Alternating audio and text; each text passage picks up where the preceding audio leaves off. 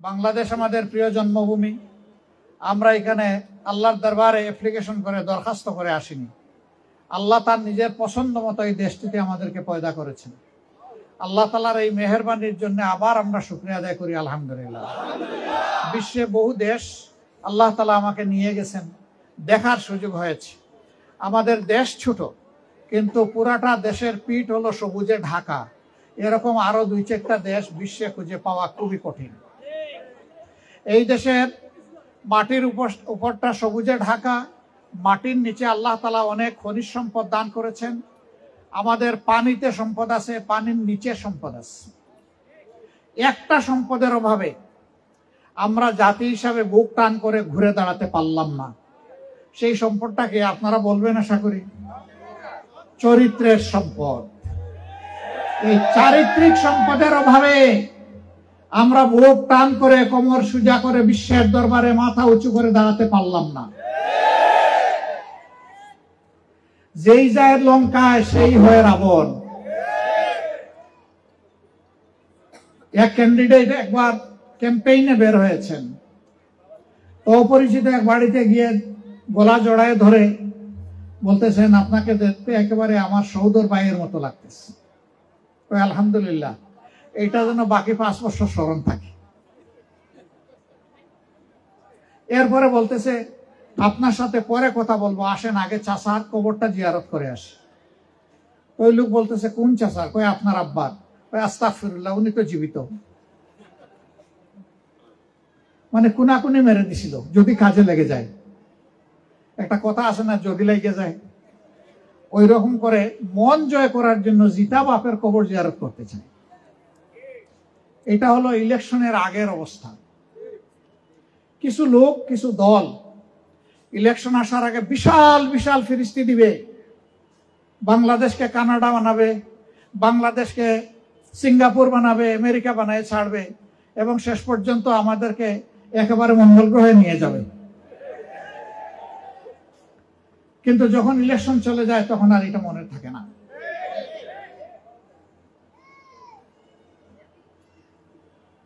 এই মিথ্যা ওয়াদাকারীরা নফসের দুঃখায়, শয়তানের ওয়াসওয়াসায় পড়ে মানুষকে ধোঁকা দেয়। আমরা বহু ধোঁকার শিকার হয়েছি গত 54 বছর। আবার কি আরেকটা ধোঁকা খাওয়ার জন্য আমরা তৈরি হচ্ছি?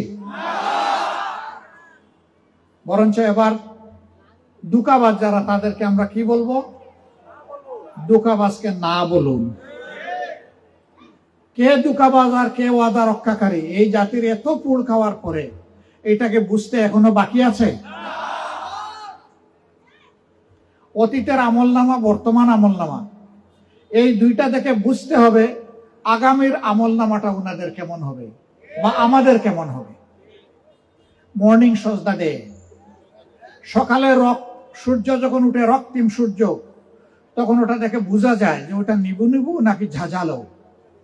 যদি ঝাঁঝালো হয় সারাদিন তাকে দীপ্ত ফর্সা, আর যদি নিবু নিবু হয়ে উঠে তাইলে হয়তোবা দেখা যাবে যে মেঘের আড়ালে লুকোচুরি করবে। আমরা সেই লুকোচুরি করা সূর্য আর দেখতে চাই না। একেবারে স্পষ্ট উজ্জ্বল সূর্যের আলো চাই। এই যে আমার সামনে বসা, আমার চোখ বলতেছে, আমি যদি ভুল না করে থাকি, উপস্থিত লোকদের 60% হচ্ছে যুবক। যুবকরা একটা সমাজের পাওয়ার।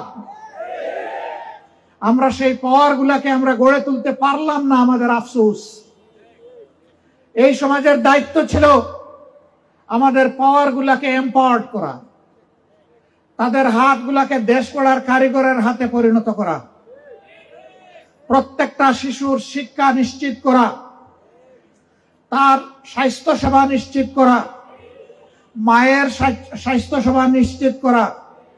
এইভাবে একটা সমাজ, সুস্থ সমাজ গড়ে তোলার জন্য সমাজ দায়িত্ব পালন করবে, কিন্তু না, আমাদের সমাজ করে নাই। আজকে শহরে, গ্রামে বহু পরিবার, বহু সন্তান এমন আছে, জন্ম নেওয়ার পরে তার মায়ের দুধটাও ঠিক মতো পায় না, কারণ তার নিজের মাই তো অপুষ্টিতে ভুগে। তাকে পুষ্টিকর দুধ দিবে কিভাবে? এই শহর এলাকায় ওইটা আছে। জন্ম নেওয়ার পরে অসুখ বিসুখ হলে একটু চিকিৎসা পাওয়ার সুযোগ তাদের জন্য দরজা বন্ধ।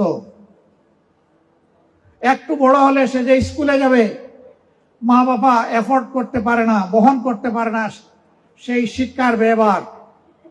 এই জন্য সে চেয়ে চেয়ে দেখে ব্যাকপ্যাক পিছনে ফেলে ওয়েল ড্রেস হয়ে কিছু শিশু তার মতো যাচ্ছে স্কুলে, বাবা তার গাড়িতে করে নিয়ে যাচ্ছে, মা তার কুলে করে রিক্সায় বসিয়ে নিয়ে যাচ্ছে, আর সে অসহায়ের মতো ফেলফেল করে তাকিয়ে আছে। আমিও তো শিশু, আমি শিশুটিরও তো একটু অধিকার ছিল এই শিক্ষা পাওয়ার। কই আমার সমাজ, আমার মা বাপ কেউই তো আমাকে শিক্ষা দিচ্ছে না।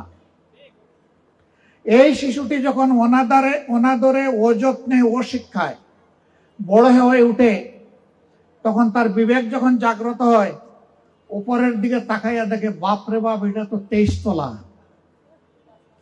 আমি আমার মা বাবা কোথায় আছে?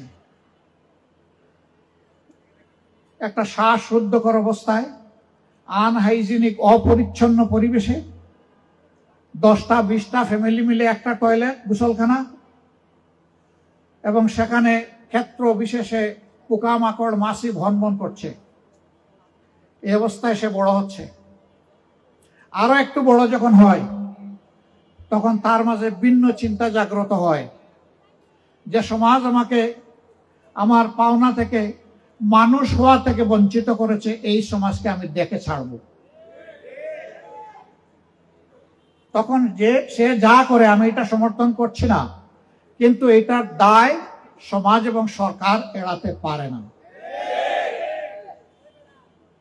অন্ন, বস্ত্র, শিক্ষা, চিকিৎসা, বাসস্থান, এই 5টি হচ্ছে মানুষের ন্যায্য পাওনা একটা দেশে।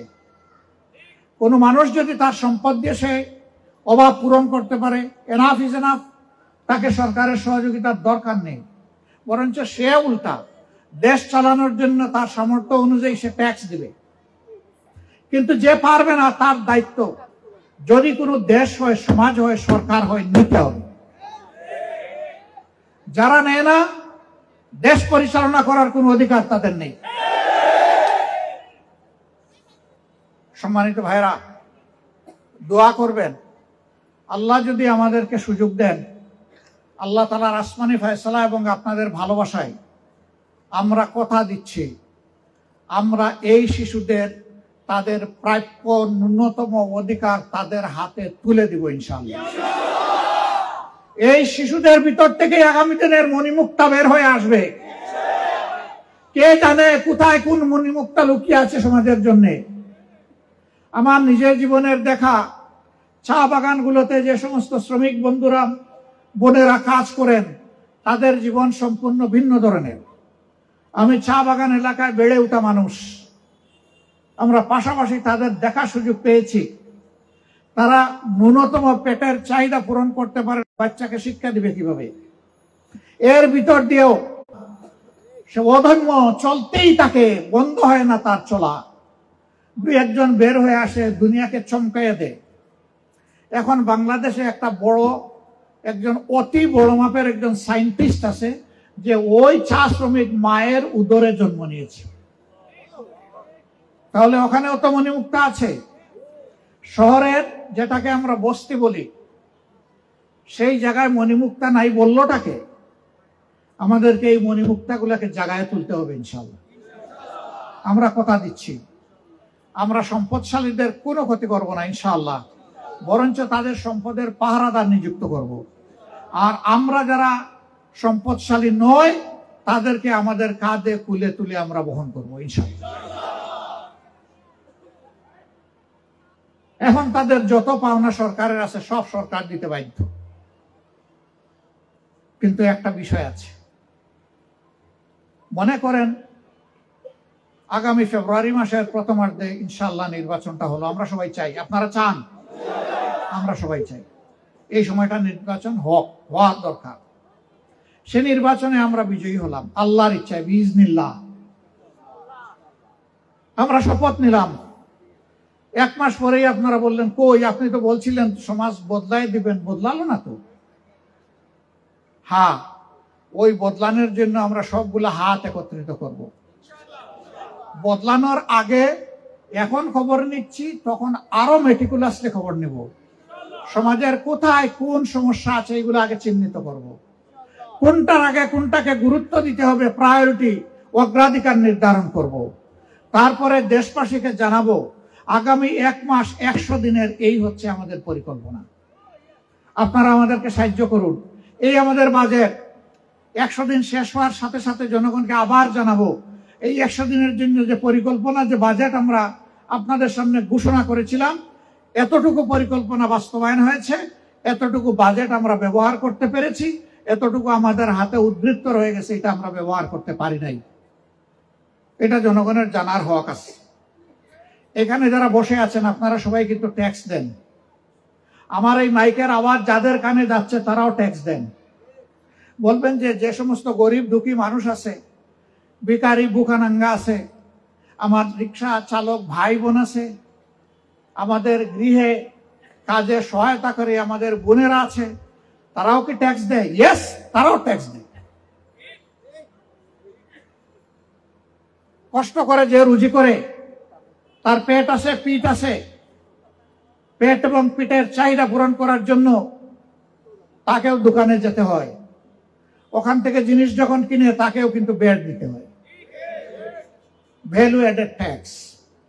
বাংলাদেশে কনভেনশনাল যে ট্যাক্স আদায় হয় তার চাইতে অনেক বেশি ট্যাক্স আদায় হয় এই ব্যাটের মাধ্যমে। তাহলে এখানে গরিব ধনী বলে কিছুই নেই, এই ট্যাক্সে সবাই অংশীদার। আজকে যে শিশুটি জন্ম নিচ্ছে সেও ট্যাক্স দেয়। তার মা বাবা যখন তার জন্য কিছু কিনতে যায় দোকানে, তখন ভ্যাট দিয়ে কিনতে হয়। সুতরাং শিশুটাও কিন্তু ট্যাক্স পেয়ার। তাইলে আমার এই শিশু কেন তার অধিকার পাবে না? সে কেন অনাদরে, অবহেলায়, দুঃখে দিকে বড় হবে? শিক্ষার আলো বঞ্চিত হয়ে অন্ধকার জগতে কেন সে ঢুকবে? যদি সে অন্ধকার জগতে ঢুকে, এই সমাজ তার জন্য দায়ী।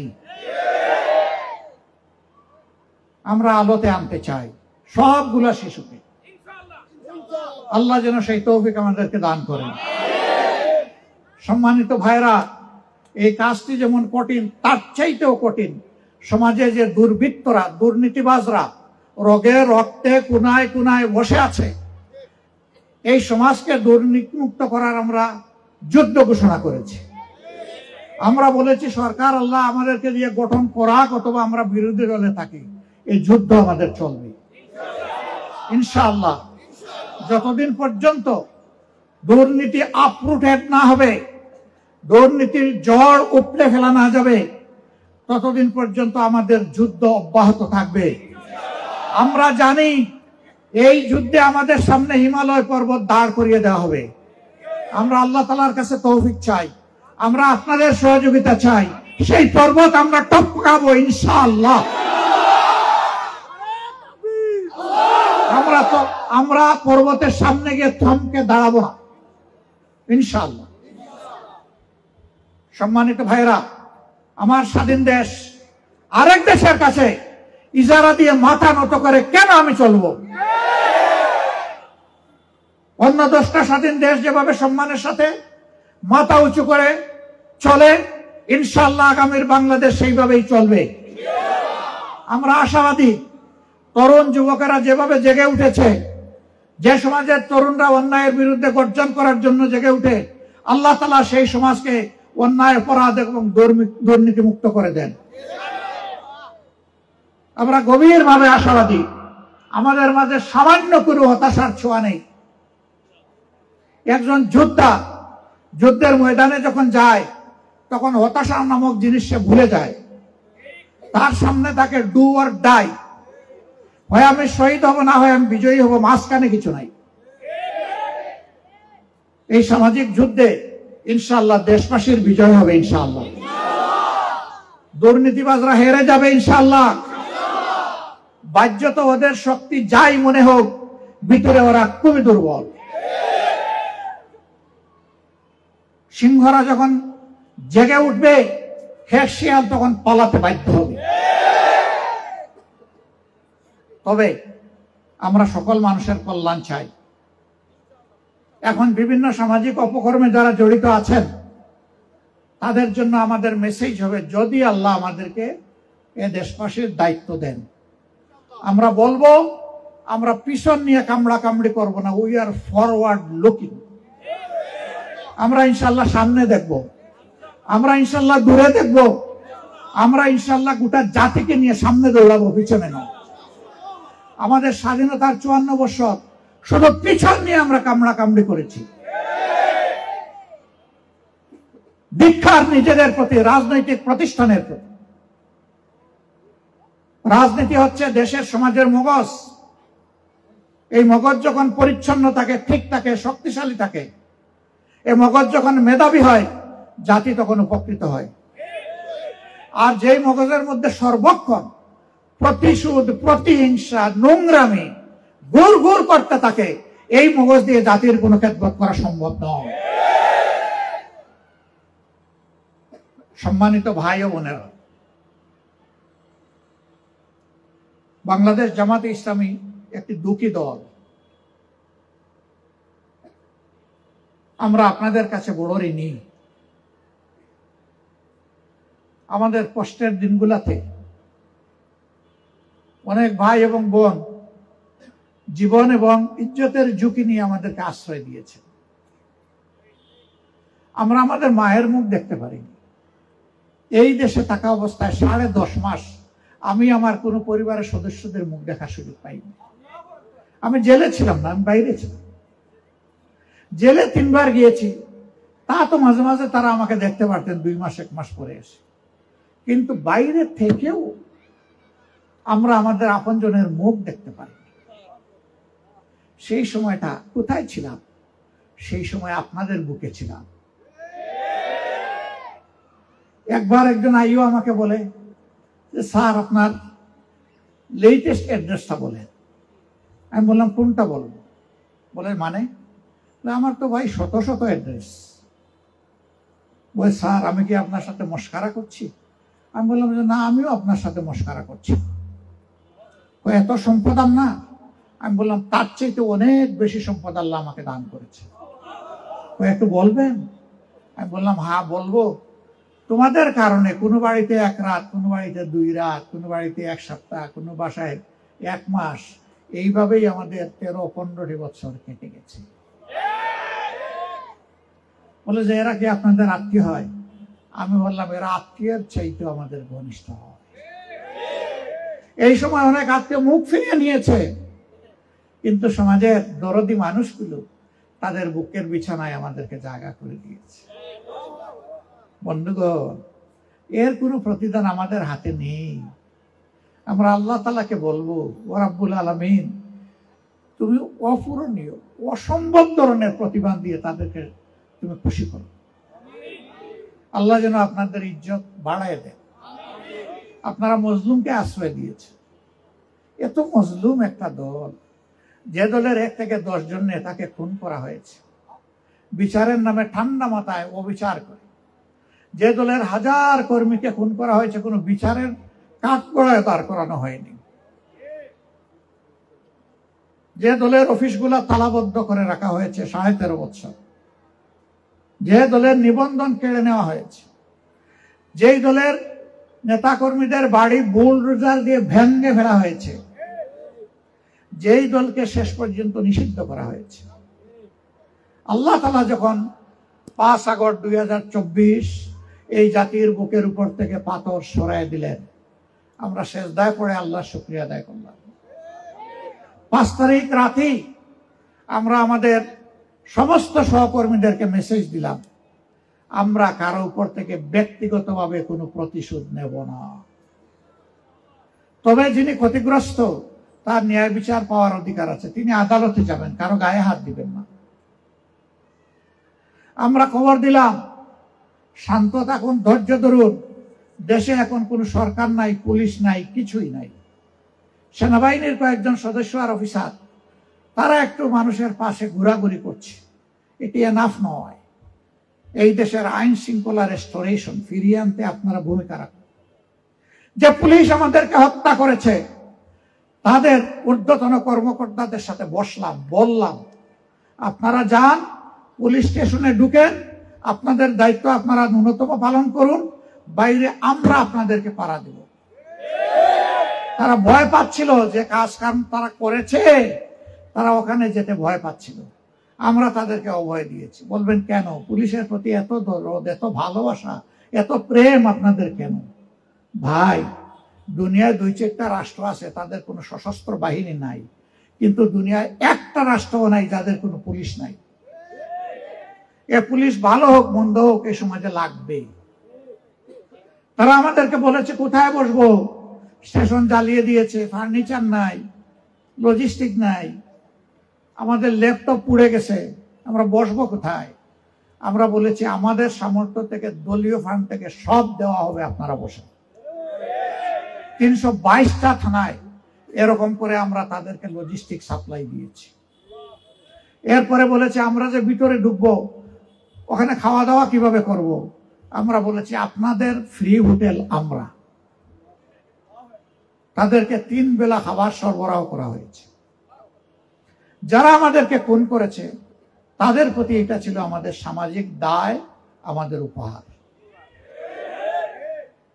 এরপরে আমরা আমাদের সহকর্মীদেরকে বলেছিলাম তোমাদের বাড়ি লুট হয়েছে, ব্যবসা লুট হয়েছে, চাকরি থেকে তোমাদেরকে সরিয়ে দেওয়া হয়েছে, বিভিন্নভাবে ক্ষতিগ্রস্ত করা হয়েছে।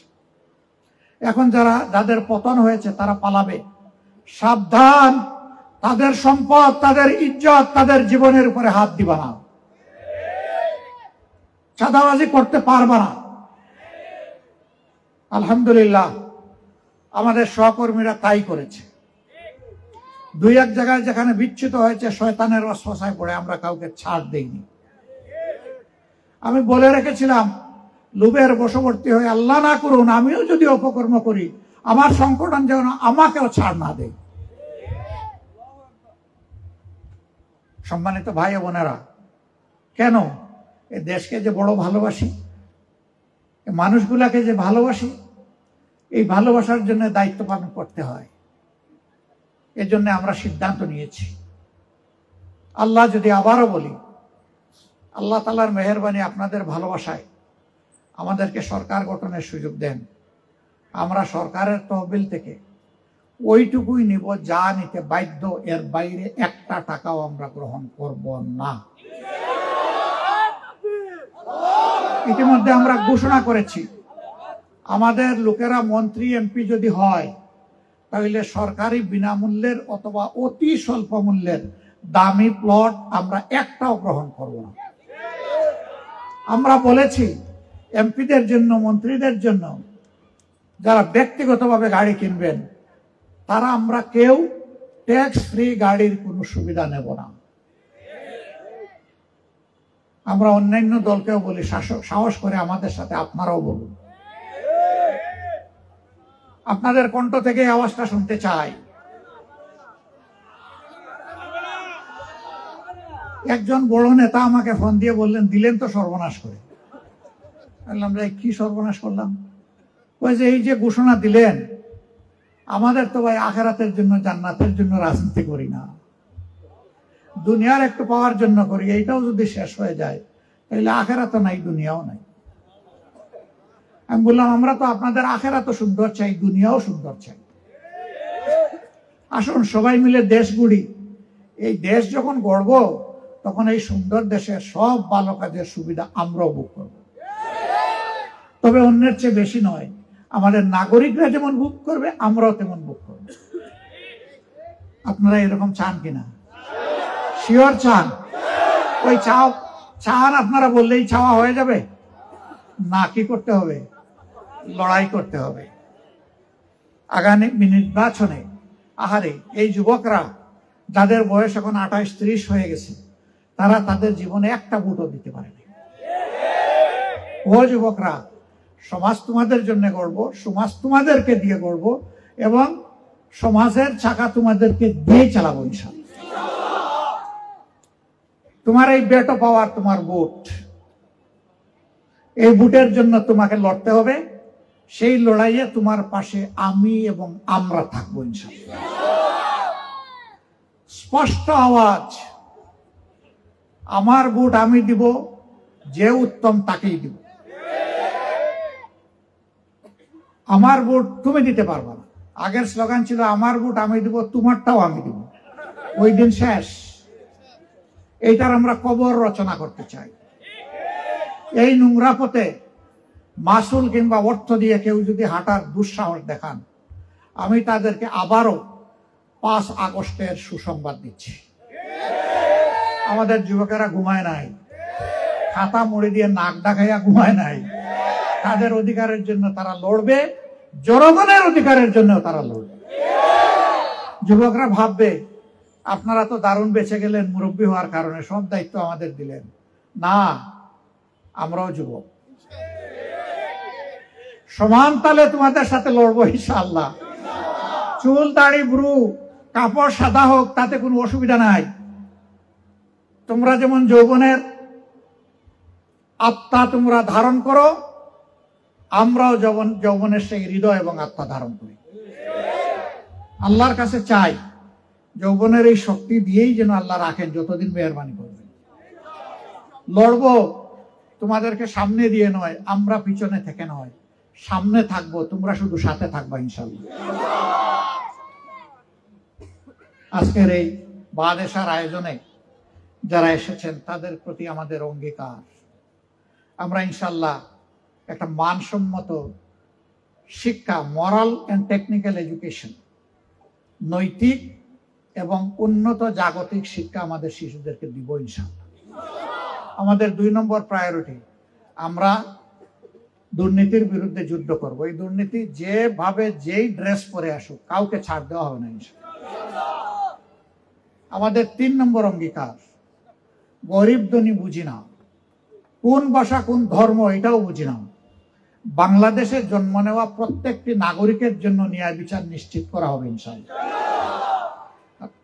শাসকের জন্য একটা আর জনগণের জন্য আরেক আইন হবে না। সমান আইন, সবাইকে অপরাধ করলে কুচি কুচি করবে। আমাদের এরপরের অঙ্গীকার, আমরা ওই যে বলছি কারো কাছে মাথা নত করে চলতে চাই না, কাউকে আমরা দাদা কিংবা বড় ভাই মানতে চাই না। আমরা মাথা উঁচু করে এই জাতি আমরা সামনে এগিয়ে যাব ইনশাআল্লাহ। তবে বিশ্বের প্রত্যেকটি সভ্য দেশের সাথে আমাদের মিউচুয়াল রেসপেক্ট এন্ড ইকুইটি, পারস্পরিক শ্রদ্ধা এবং সমতার ভিত্তিতে আমাদের সম্পর্ক হবে। এই ক্ষেত্রে যারা এগিয়ে আসবেন তাদেরকে আমরা বুকে জড়াই নেব ইনশাআল্লাহ। কিন্তু কেউ যদি লাল চোখ নিয়ে আসেন, ওই চোখ কালো করে দেওয়া হবে ইনশাআল্লাহ। কোন লাল চোখকে আমরা পরোয়া করব। আমাদের এরপরের অঙ্গীকার আপাতত এইটুকুই বলে শেষ করব, ক্ষুধা এবং দারিদ্র মুক্ত একটা মানবিক বাংলাদেশ গড়ে তোলা। প্রত্যেকটা মানুষ যে সমাজে পরস্পরকে সম্মান করবে, একটা শিশুও তার সমাজে তার অধিকার পাওয়ার মাধ্যমে সম্মান পাবে, বয়স্ক মানুষরা অনুজোর কাছ থেকে সম্মান পাবেন, সেই রকম একটা পারস্পরিক সম্মানের ফিল্ড আমরা তৈরি করব ইনশাআল্লাহ। সবকিছু আল্লাহ তাআলার সাহায্যে, আমাদের নিজের কোনো শক্তি নাই। সমস্ত শক্তির মালিক ইন্নাহু আলা কুল্লি শাইইন কাদির। সমস্ত শক্তি আল্লাহ তাআলার হাতে। সেই আল্লাহ তাআলার কাছে আমরা সাইল, আমরা আশ্রয় প্রার্থী, সাহায্য প্রার্থী।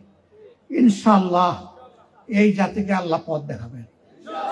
ইনশাআল্লাহ এই জাতি সামনে এগিয়ে যাবে। ইনশাআল্লাহ এগিয়ে বাড়ার পথে আমরা দম্ব না, থামব না। যতক্ষণ পর্যন্ত মানবিক বাংলাদেশ হবে না, ততক্ষণ পর্যন্ত আমাদের লড়াই, আমাদের যুদ্ধ অব্যাহত থাকবে। আল্লাহ তাআলা এই আয়োজক ভাই বন্ধু মাদের ভালোবাসা, এই সব কিছুর জন্য তাদেরকে অফুরন্ত বারাকা দান করুন। আমাদের সবাইকে তাদের উসিলায় ক্ষমা করুন। এবং আগামীতে এই আয়োজন শুধু নয়, মানুষের অধিকার আদায়ের পূর্ণাঙ্গ আয়োজনে এই বন্ধুদেরকে আল্লাহ তাআলা কবুল করুন। ছোট বাচ্চাদেরকে অবহেলা করবেন না। এরাই বাংলাদেশ, এরাই আগামীর বাংলাদেশ, এদের জন্যই বাংলাদেশ। আল্লাহ হাফেজ। বাংলাদেশ জিন্দাবাদ। বাংলাদেশ জামাত ইসলামী জিন্দাবাদ।